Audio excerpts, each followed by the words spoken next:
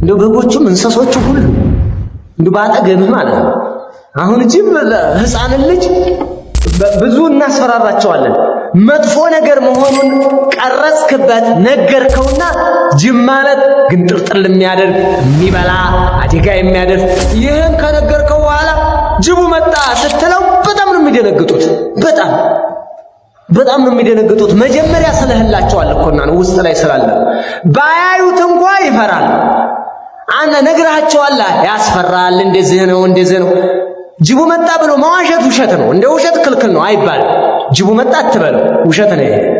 ውሻው መጣ እንደዚህ ሆነ አትበል። የሌለን ነገር ለማስፈራራት ህፃንን ማለት ነው። ህፃንን ለማስፈራራት በላ አይዋሽም፣ ውሸት ነው። ለማጫወትም ይሁን ለምንም ይሁን አይዋሽም፣ ውሸት ነው። በቃ ውሸት ነው። አልመጣም ጅቡ መጣ ቤት እንዲገባ ለጅቡ መጣላ አትበል፣ ውሸት ነው። በቃ ውሸት ነው። አይቻልም፣ አይፈቀድ። ሐላል ነገር ፈልገህ አጫውት በሌላ ነገር ገባናል ወይ ገርፋለሁ በለው እንጂ ውሸት አይወራም። ህፃን ለማለት ነው ለማለት ነው ለማንኛውም ለነገር የፈለኩት መጀመሪያ አእምሯቸው ውስጥ የሳልንባቸው ነገር አሳውቃቸዋል። የሆነ ነገር አሳውቃቸዋል። አዎ ዋ ስትላቸው በዛ ነገር ስታስፈራራቸው ይርበተበታሉ። ለዚህም ነው አህሉል ዒልም ምን ይላሉ? ግድግዳው ላይ እንትናቸውን አድርጉ ይላሉ። አለንጋ ስቀል ዋ ትለዋለህ ልጁን እያሳየህ። አንድ ቀን ቀምሶ ከሆነ ዋ ትለዋለህ። እመታለሁ የሚል ነገር ስላለ ይስተካከላል። ለዚህ ይጠቅማል። አሁንም ወለሁም አዛቡን አሊም አሳማሚ ቅጣት አላቸው። ወለሁም አዛቡን ዐዚም ከባድ ቅጣት አላቸው እያለ አላህ ተናግሯል።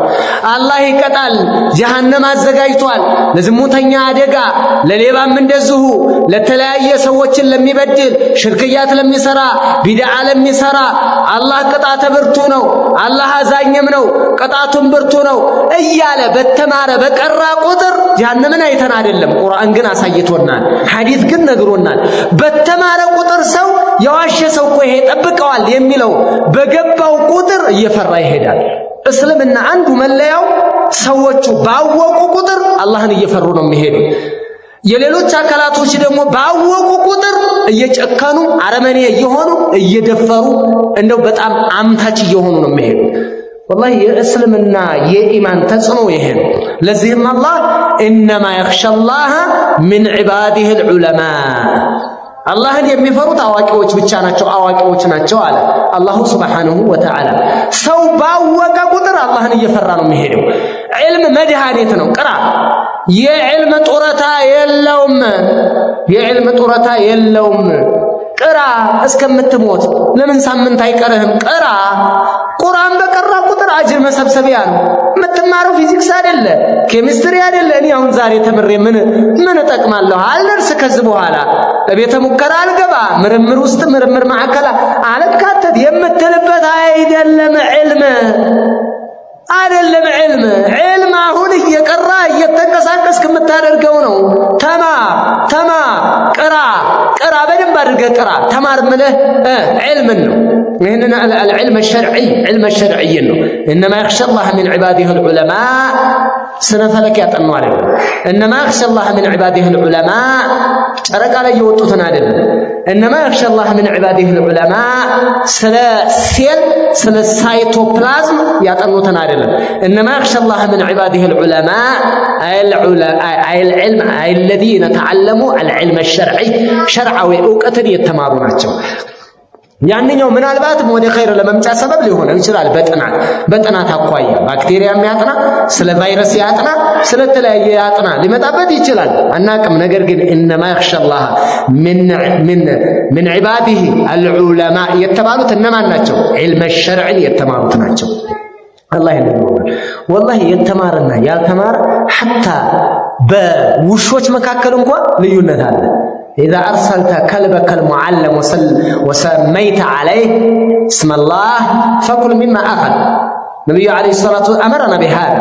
نبي عليه الصلاة والسلام أنت يتماري هنا وشهن جاس بلهلكو بسم الله قال يا زون بلالو نبي عليه الصلاة والسلام كلبك المعلم أو كما قال الرسول صلى الله عليه وسلم يتمار يسلطن ውሻ ልቀቅ ስትለው የሚለቅ ለራሱ ሳይሆን ለአንተ ትእዛዝ ጃሰልክና ለቀቀው ሚዳቋን ሮጠና ያዛት ቀብ አድርጋ ስትሄድ ሙታለች ችግር የለም ብላ አትበክተው ለምን ቢስሚላህ ብለህ ላከው መጀመሪያ ቀስተህም እንደዛው ነው ውሻህም እንደዛው ያልተማረ የመንደር ውሻ ሌባ የሚጠብቅ ውሻ ጃስ ብለው ቢይዝና ቢሞት ሐላል አያደርግም ለምን لانه جاهل ይሄንኛው ውሻ ጃሂል ነውና ያንኛው ውሻ ዓሊም ነው ያንኛው ውሻ ዓሊም ነው ሙዓለም ብለው ያስቀመጡት ለዚህ ነው ቁርአንም ላይ የመጣው በዚህ ነው የተማረ ውሻና ያልተማረ ውሻ ሐላል በማድረግና ባለማድረግ والله ልዩነት አላቸው فكيف بين بني البشر ሰው ልጆች መካከል ደግሞ ምን ያክል የደረጃ ልዩነት አለ ማለት ነው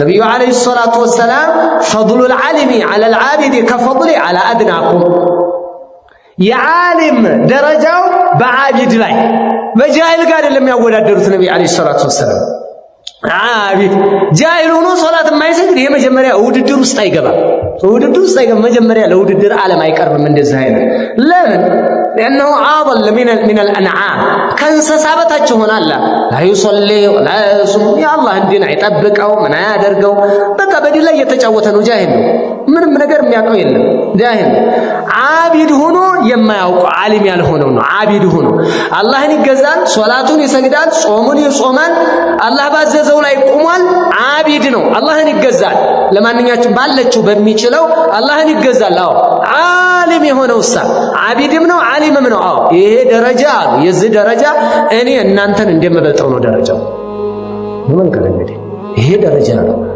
አው ከፈضل القمر على سائر الكواكب ጨረቃ በሌሎች ከዋክብቶች ላይ እንዳላት ደረጃ ነው ጨረቃ 14 ቀን ጨረቃ 15ኛው ቀን ጨረቃ የነማንን ብርሃን ይዘጋዋል ይሸፍነዋል የማንን ይሸፍናል ከዋክብቶች በኮከብ አንተ ምን አትፈልግም የሆነ ነገር አትፈልግም ምልክት ይሆነዋል እንጂ ጨረቃ ግን ያበራልሃል በጨረቃ ጉድጓድ ይታያል እንቅፋት ይታያል አራዊቶች ይታያል ቀጥ ብለህ ራስን ጠብቀህ ትሄዳለህ ስለዚህ ጨረቃ ይደብቃል ዓሊሙ እንደ ጨረቃው ነው ዓቢዱ እንደ ከዋክብቶች ነው ተመልከቱ ዓቢድ እኮ ነው ዓቢድ اما الجاهل الذي لا يعبد الله عز وجل جاهل ነው በዛ ላይ አላህን አይገዛም ይሄ ለደረጃ የማይቀርብ መጀመሪያ ይወዳደር ስለዚህ አቤት የዓሊም ደረጃ አቤት የዓሊም ማዕረግ አቤት ደረጃ ነብዩ አለይሂ ሰላቱ ወሰለም ان العلماء ابو الدرداء ናቸው ዘይት ተናገሩ ان العلماء علماءዎች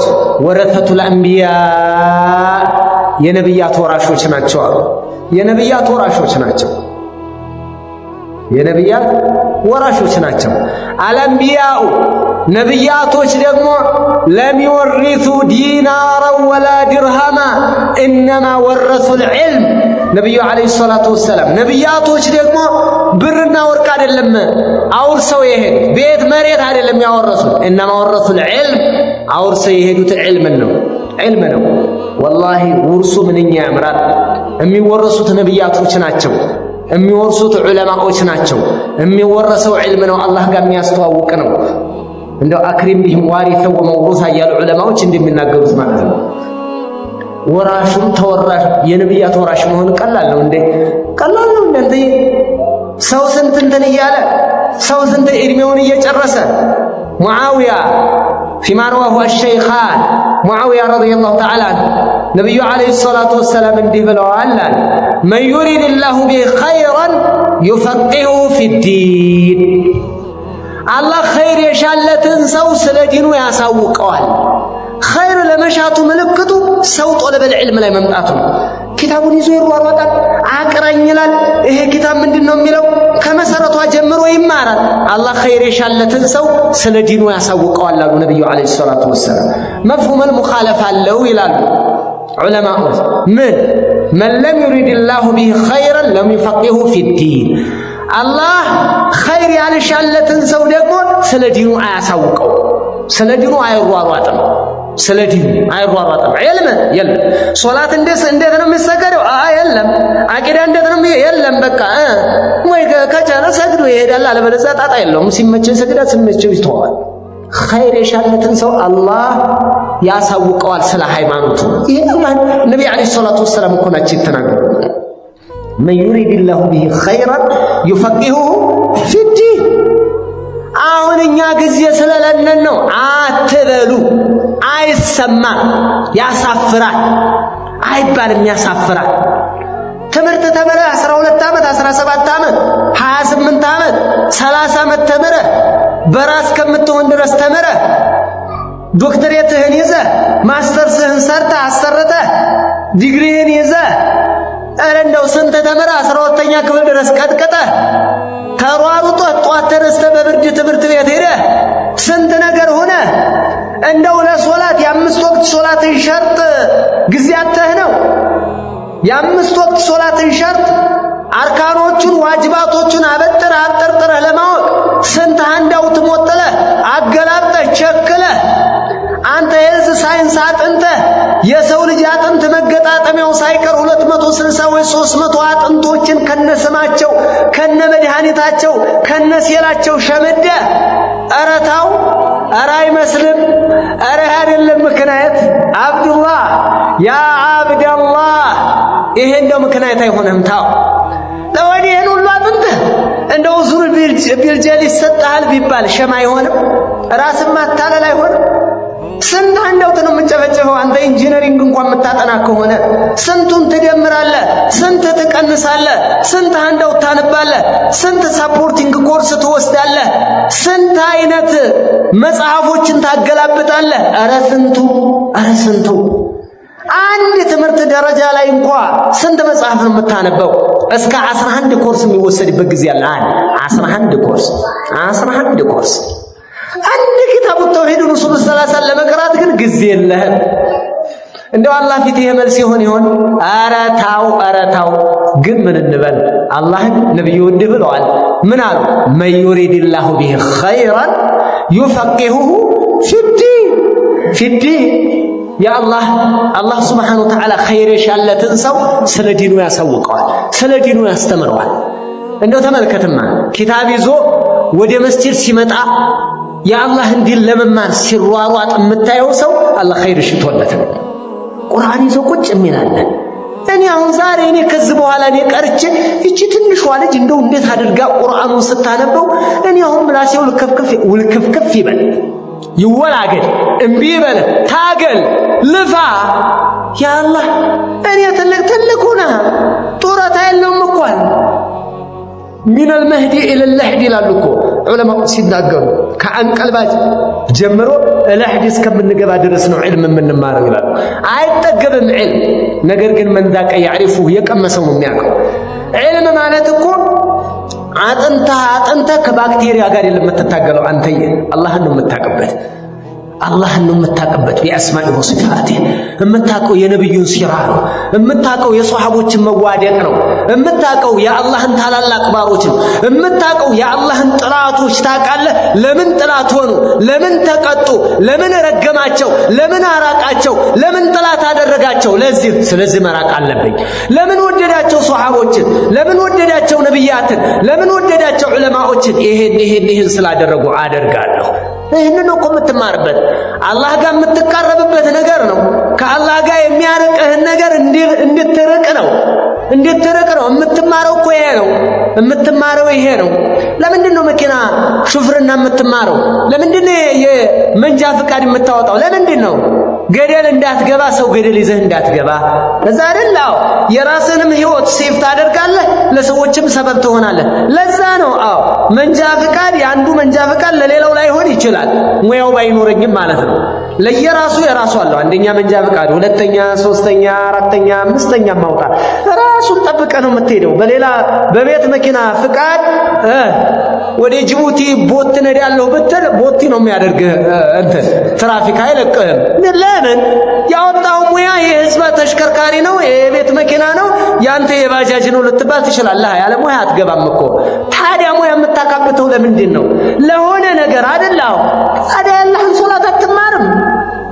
ምንድነው ሶላት የሚያበላሽብኝ? አሁንም ጥያቄ ያምነው ጥያቄ ዘንድሮም አለ፣ ያቻምነው ጥያቄ ዘንድሮም አለ። ለምንድነው? ለምን አትቀራም? ለምን አትማረው? የሚገርመው በራሳችን ህይወት እንኳን አልተማርነው። ልጆቻችንም እዛው እየማገርናቸው ነው። አረ ወደ መስጂድ ከገባ በኋላ ልጄ፣ ቅራት ከጀመረ በኋላ ልጄ ሪሳላ ከጀመረ በኋላ ልጄ 11 ሰዓት ላይ መሄድ ከጀመረ በኋላ ልጄ ትምህርቱን አይሰንፏል ልጄ ባዮሎጂ ፈተና ከ5 በታች አመጣ ይልልሃል። ለምን ቀስ ብሎ ሹልክ ሊያደርገው ነው ይሄን ህፃን ሊጫወትበት እሱ ወድቆ ልጁንም ይዞ ሊወድቅ ታው ያ አብደላህ ወላሂ እንደ ዒልም ደረጃ ያለ ደረጃ አንድም ደረጃ አታገኙ። ወናሱ መውታ ወአህሉል ዒልሚ አህያው ሰዎች ሞተዋል አለ ገጣሚውም ሲናገር ሰዎች ሞተዋል አህለል ዒልም ግን ህያው ናቸው። ህያው ናቸው ምን ማለት ነው? ስማቸው ይነሳል። ተማሪቶ ረሂመሁላህ ለማለት ሳይሆን መብራት የፈጠረው እከሌ ነው ብለህ ልትጀምር ረሂመሁላህ እኮ አይደለም የምትለው ወደ እንትና ኤሌክትሪክ የፈጠረው እንትናው የከሌ ነው ጠፈር ላይ መውጣት የጀመረው እንትና ነው ይሄንን ያመጣው ማን ነው እከሌ ነው ትላለህ። ረሂመሁላህ ለማለት ሳይሆን ዝም ብለህ ፈጠራውን ብቻ ለመናገር ነው።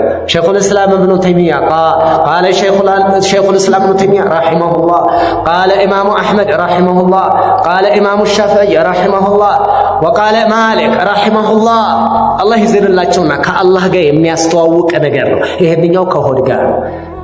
እነዚህ ሰዎች እኮ የሉም ቢኖሩም አሉ አይደል? አህለል ዒልምና አህለል ዒልም ያልሆኑ ሰዎች አንድ አይደል? እነዚህ በህይወት እንዳሉ ረሂመሁላህ ስማቸው ይወሳል። በህይወት እኔ እናንተ በህይወት አለ ማንም አያውቀንም። እኔ እናንተ እየበላን ነው እየጠጣን ነው ዱንያ ላይ እየተነፈስን ነው አንታወቅም። ሸይኹል እስላም ግን ሞተዋል። ከኔና ካንተ በላይ ይታወቃሉ። ይህንን ያደረገው ምንድነው? ዘራቸው ነው? ቁመታቸው ነው? ሰልካካነታቸው ነው? ምን ስለሆነ ዒልም ድንበር የለሽ ንግስና ምንድነው ብትለኝ ዒልም ነው። ድንበር የለሽ ምርጫ ያስፈልግህ፣ የምርጫ ሳጥን ያስፈልግህ፣ ይመረጥ ብሎ ሰው ጋር አትወዳደር።